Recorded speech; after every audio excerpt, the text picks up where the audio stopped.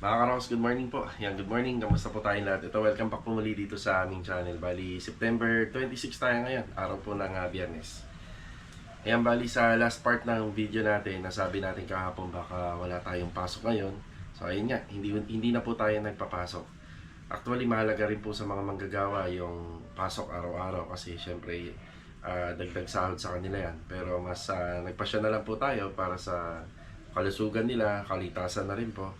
Gawa ng hindi na nga rin po talaga tumitigil din yung bagyo. So ipagdasal nga rin po pala natin dito sa Visayas region and Mindanao region. Andiyan po yung andiyan po yung malakas na bagyo ngayon. Tapos paakyat papunta po sa atin hanggang sa makarating sa south po. Ayan, bali mga karaos, hindi tayo nagpapasok din ngayon kasi isang dahilan din na halos lahat ng nagiging project natin masyadong apektado talaga. Bali, nag-decide na rin talaga ako na wag na magpapasok. At saka sabi ko sa tropa, ito yung panahon, hindi pa naman po masyadong malakas yung ulan. Ito yung panahon na ayusin nila yung kanilang mga bahay.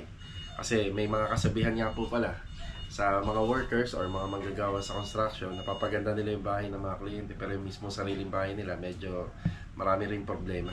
Kaya sabi ko ayusin para ready rin po pagdating po ng mga bagyo at malalakas na ulan. Itong bagyong Udong po ay napakalakas po. Umina na lang po siya paakyat papunta po sa south.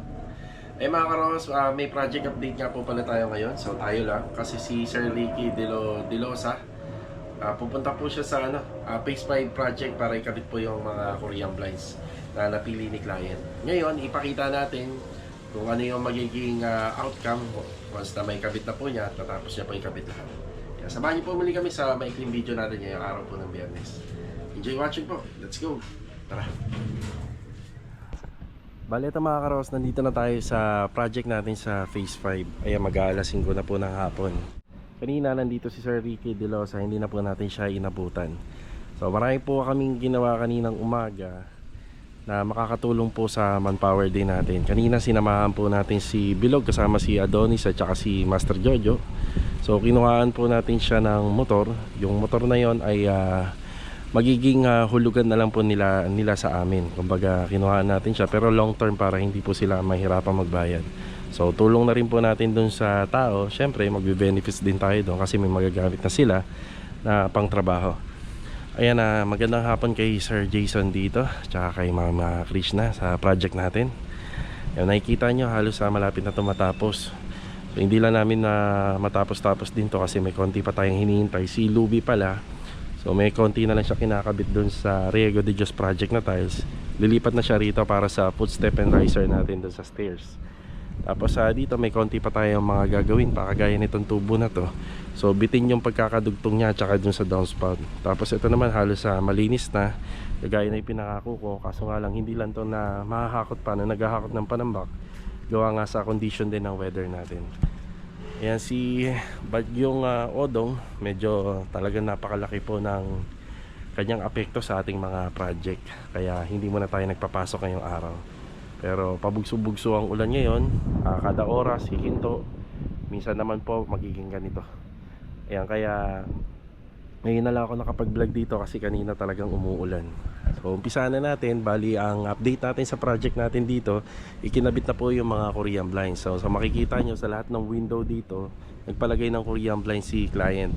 So pagpasok natin dito, doon natin makikita yung kulay niya. So nag-usap naman kami ni Sir Ricky kung pwedeng i-share kung magkano yung naging cost. Pero syempre depende po yan sa mapipili nyo na design, tela, blackout, semi-blackout or ordinary. So bibigyan niya naman kayo ng catalog pagka magpapagawa po kayo sa kanila. So disclaimer na lang, ito po yung actual na price na binayaran ni client dun sa gumawa. So depende pa rin po kung ano yung presyo sa inyo kasi depende sa pinili at saka depende rin po sa location. So libre rin naman po sa estimation yan and ocular. So kayo na lang po mag-usap. Ito po yung Facebook page nung gumawa nitong ating Korean blinds. So let's go. Check natin. Okay, update tayo. So ito yung bahay. So ayan, may Korean blinds na po siya. So ang napili ni client dito is sa kulay gray. Ayan, kulay gray. Ayan.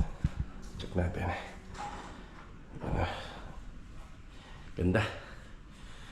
Yung color gray, pagka-complement naman siya kasi ang mga earth color bagay po siya sa gray. Yan. Kita niyo yung tiles, kakulay ng tiles, di ba? O, diba? Ganda.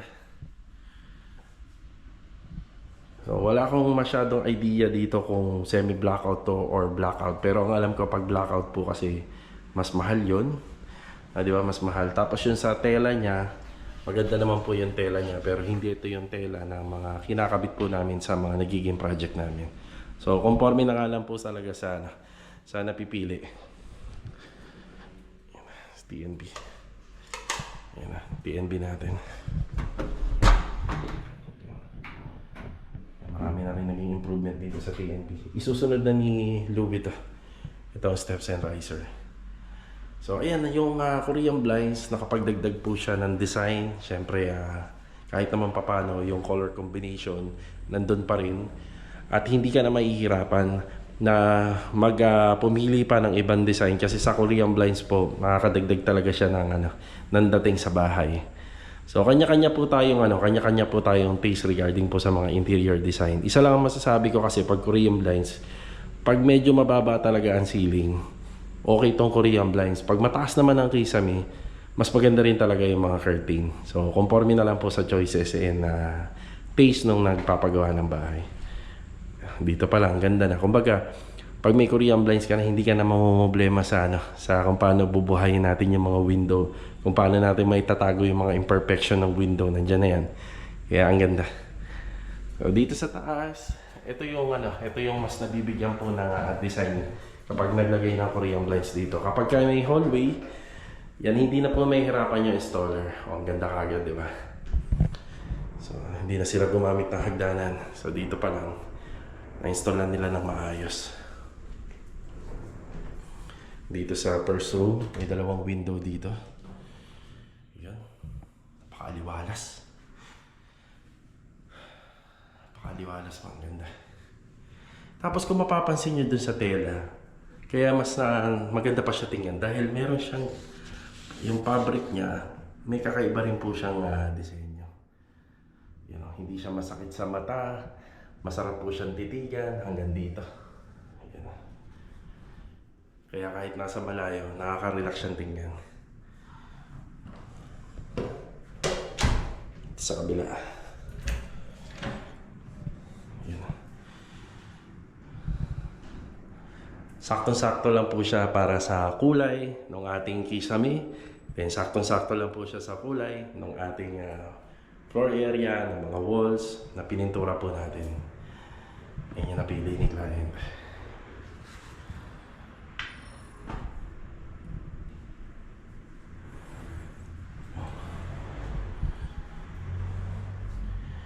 Yan, kapag may hallway ka, dito lang po ilalagay yung pihitan yan.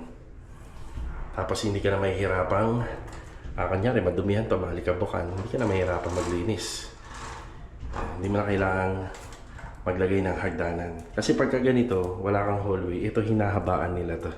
Yung pinapaabot nila hanggang doon. Para pag umakyat ka, doon mo na lang po siya pipihitin.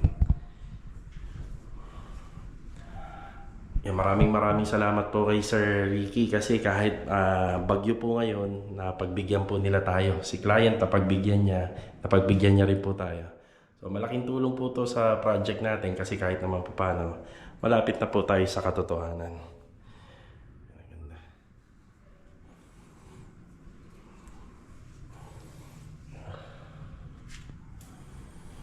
Tapos nagbibigay din siya ng kakaibang dating kapag may araw, no? Kapag nandito yung sinag ng araw, may kakaibang ambience din po yung Korean blinds. Kaya napakaganda rin po talaga nito. Okay, tapusin niyo po tong video na to kasi mamaya sasabihin natin kung magkano po lahat at ilang piraso yung Korean blinds na kinabit dito at magkano po yung binayaran ni client. Kasama na po yung services, ocular, installation, kumbaga labor and materials na.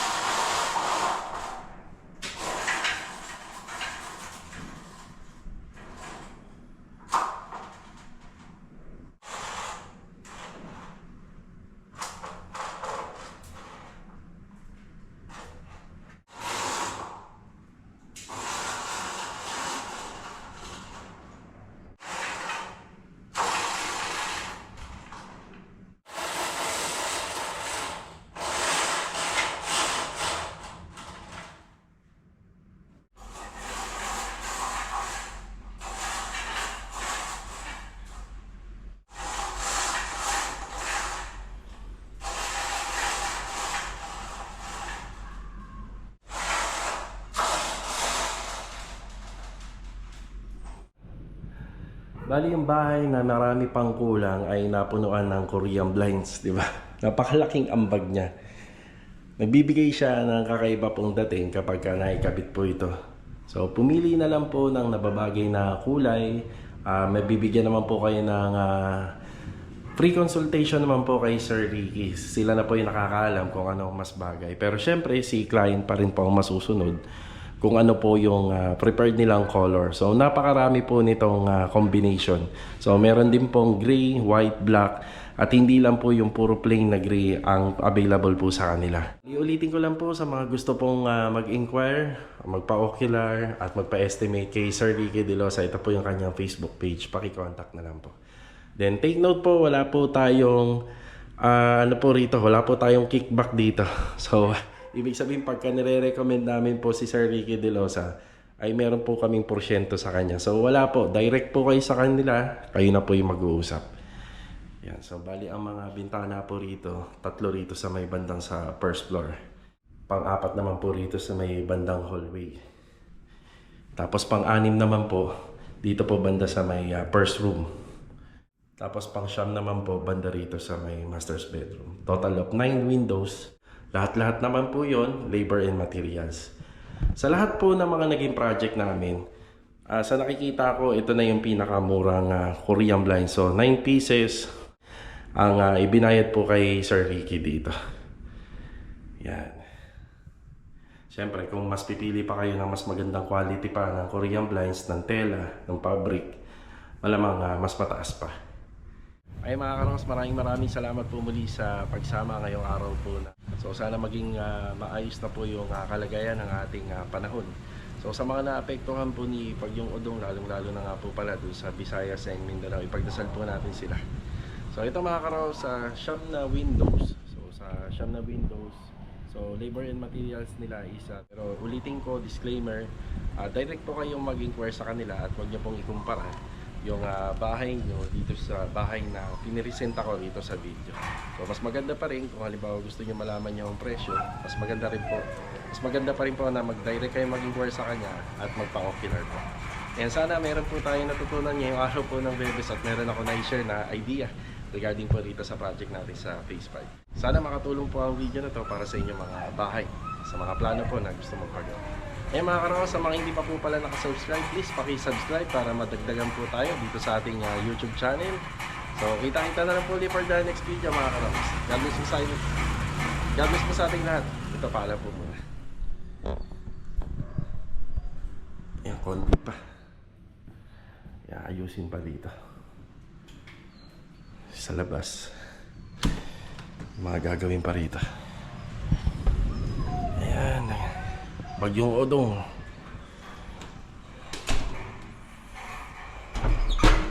General cleaning na lang. Tatanggalin yung mga sticker.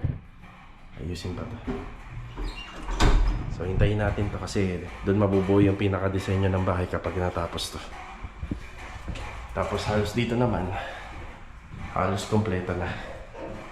Papa-general cleaning na lang tayo and final retouching. Yung frame na lang po ng ating AC, yung window. Ilalagay tayo ng frame dyan. Tapos dito, halos okay na.